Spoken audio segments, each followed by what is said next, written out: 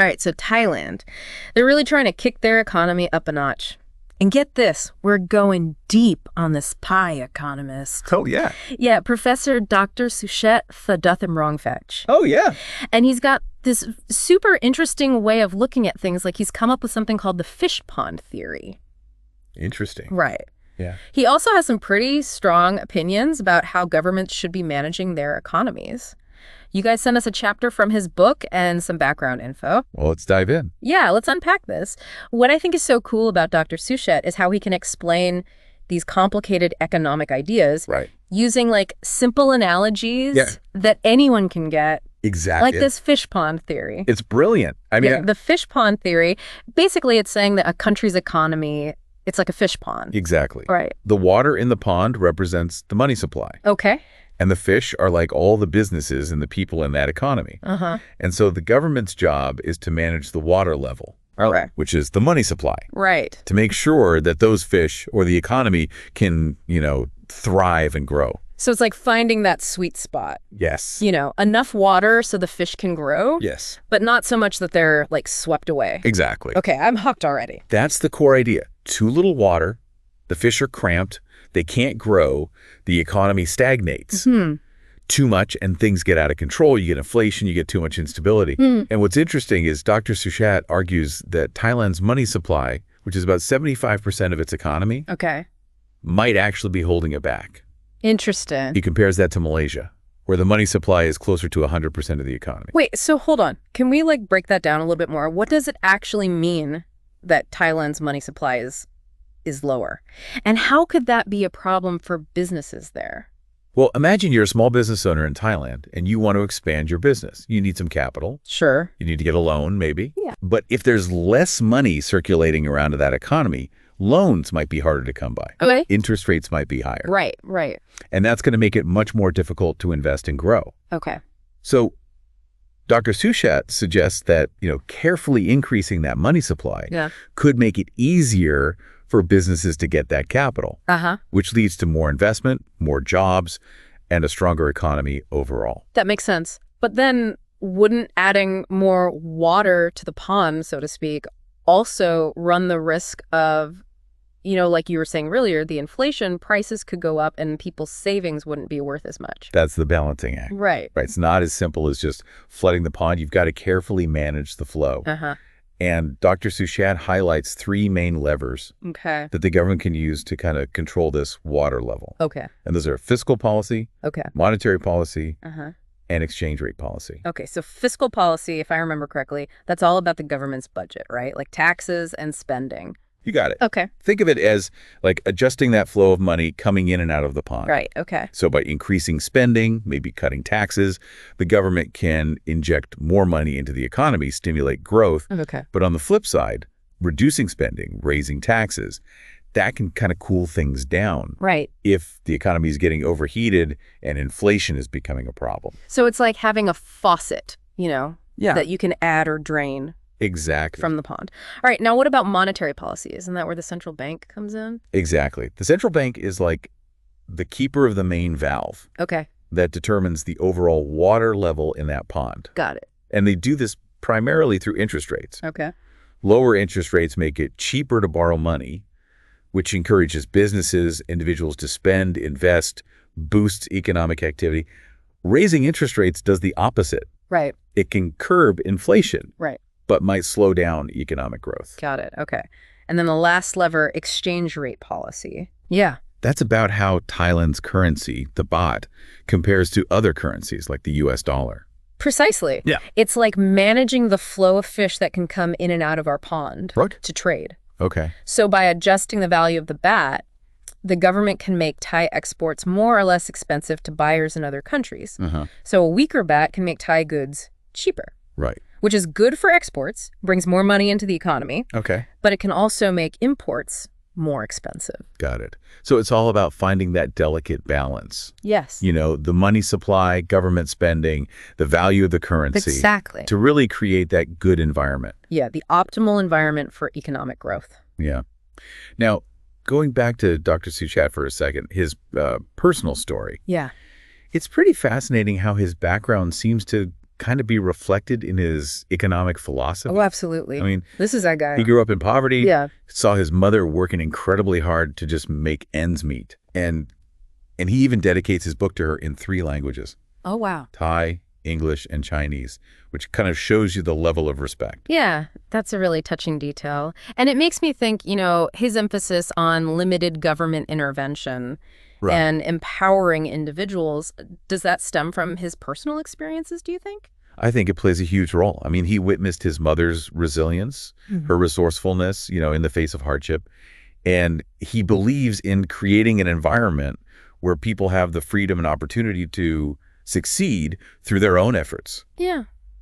rather than relying heavily on government assistance. So it's about fostering that same spirit of self-reliance Yeah. and hard work It is- that he saw in his own mother. Yes. Okay. And that ties directly to his policy recommendations.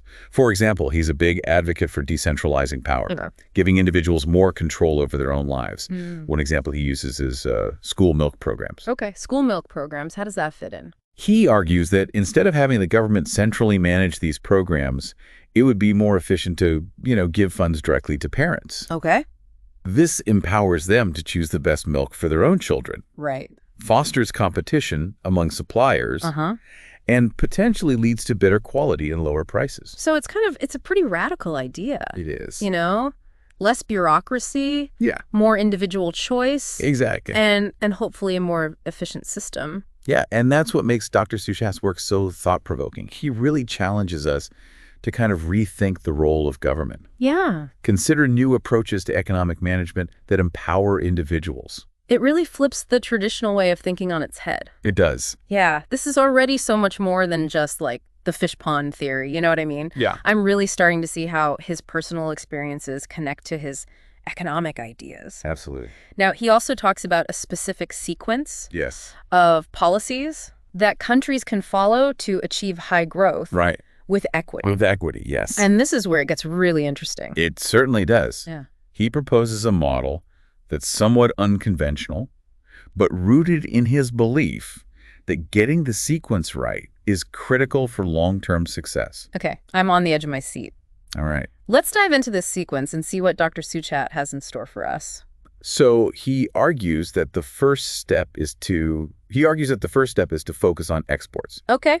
by establishing a competitive exchange rate. So make your goods and services attractive to buyers in other countries. Exactly. Get that money flowing in. Yes, get that revenue stream coming in. Okay. And then use that increased export revenue Okay. to invest heavily in things like infrastructure, Okay. education, Uh-huh. and healthcare. Whoa. So it's not about spending those profits right away, No. but using them strategically Right. to build a strong foundation for future growth. Exactly. That sounds familiar. It does echo the paths of countries like Japan, Yeah. South Korea, and China, Yeah.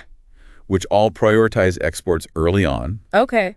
and then they channel those profits into developing their infrastructure, their education systems, and workforce, Right. creating this cycle of continuous improvement and innovation. Okay. That makes a lot of sense. Invest in your people, invest in your systems, and you create a more productive and competitive economy in the long run. Right. But in today's world, with things like automation and trade wars popping up, is an export-led growth model still a viable strategy? That's a great question. Yeah. And it brings us to another key aspect of Dr. Suchat's work, Okay. his focus on sustainability and collaboration. Okay. He acknowledges that the world has changed, Right. and traditional economic models might need some tweaking. So instead of just churning out more and more stuff, Right. it's about creating an economy that's resilient, Yes. environmentally conscious, Yes, and built to last. precisely. Dr. Suchat envisions a future where countries like Thailand not only export goods, but also knowledge, Yep. innovation, and sustainable practices. Interesting. He even sees the potential for increased collaboration with China, leveraging their economic partnership for regional stability and growth. So thinking back to the fish pond theory, it's like realizing that our pond is part of a larger ecosystem. Yes. We can't just keep adding more water without considering the impact on the surrounding environment. A perfect analogy. Right. We need to think about the long-term health of the entire system, Yeah. not just maximizing the fish population in our own little pond.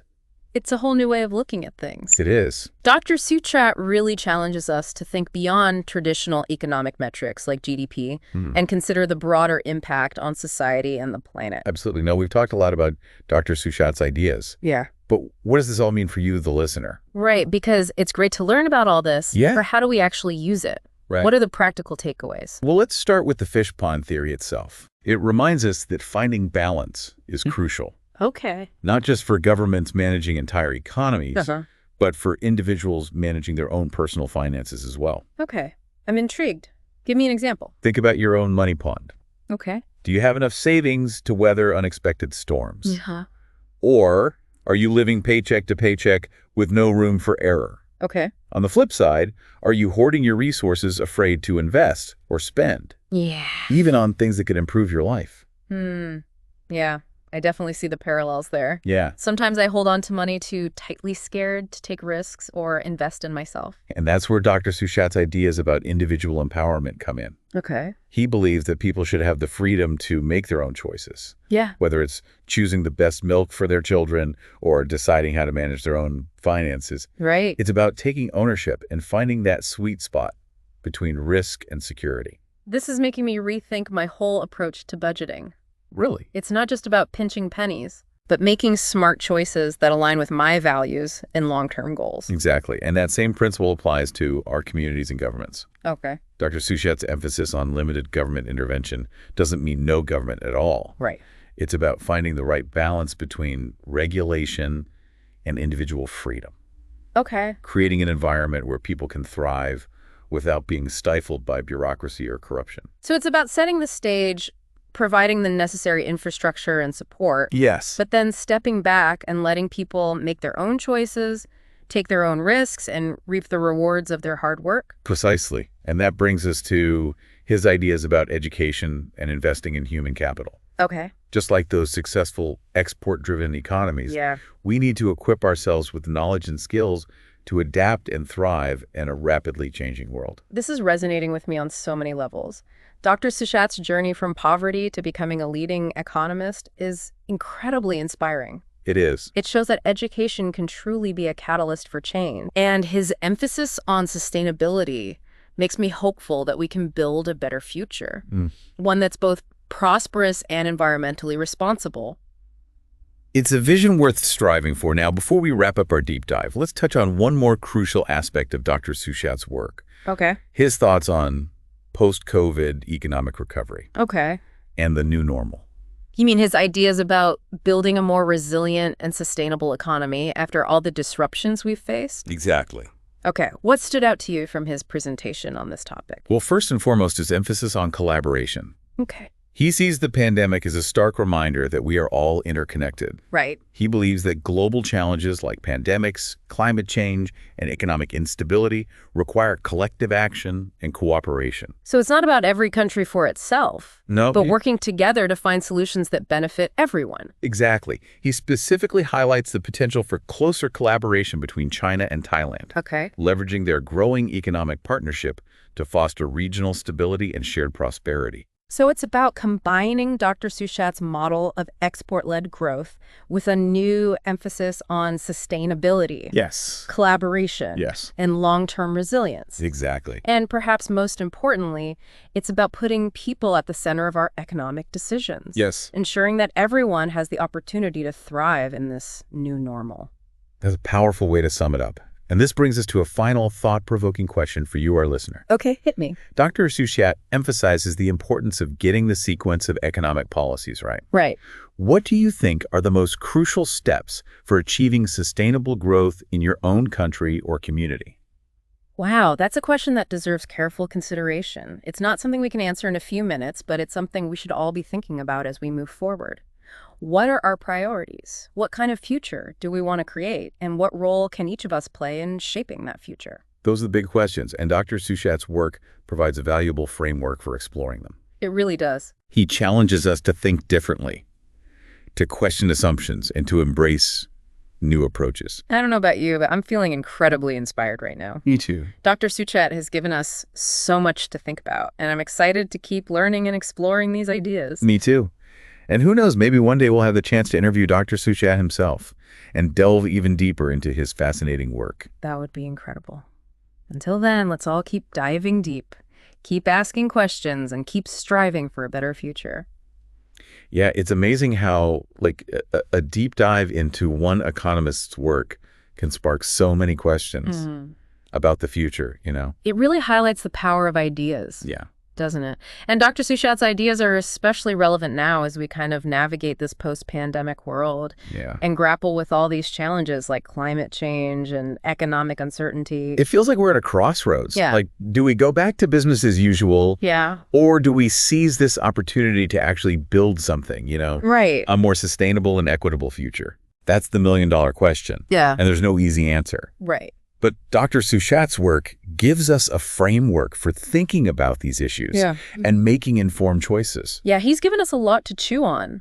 He has. Like the fish pond theory, the importance of finding the right balance in economic management, his personal story of resilience, and his belief in empowering individuals. Absolutely. Yeah. And let's not forget his emphasis on sustainability, collaboration, and long-term thinking. Yeah. These are not just abstract concepts, Right. but practical principles that can guide us toward a more prosperous and fulfilling future. Thinking back to his export-led growth model, it really struck me how he connected it to the need for continuous investment. Yes. In education, infrastructure, healthcare. Yes. It's not just about producing and selling more stuff, but creating a virtuous cycle of growth and development. Exactly. It's about investing in human capital. Yeah. Fostering innovation and building a strong foundation for long-term prosperity. Right. And as you pointed out earlier, it's also about recognizing that our,